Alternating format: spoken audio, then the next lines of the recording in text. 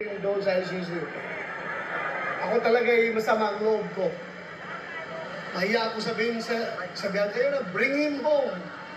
Na in the first place, hindi ko naman talaga siya napigilan na ibiyahe doon sa ICC. Kaya napakasama ang loob ko. Nung nangyari yun, hindi ko alam kung anong nakaramdaman ko.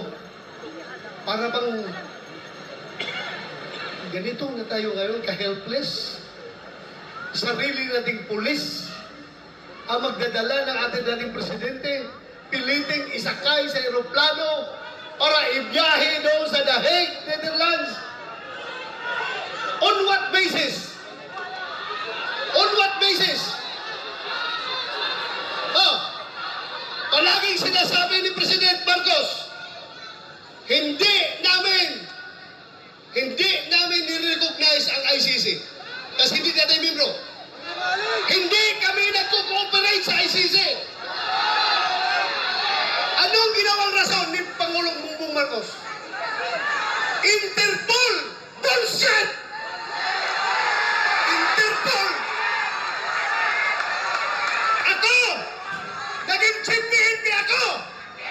Alam ko ano ang papel ng Interpol sa mundo!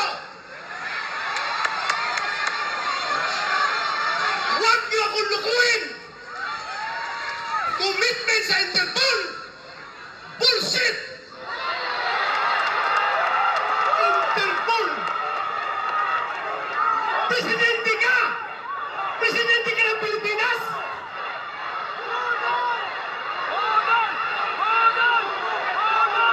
Presidente ka ng Pilipinas!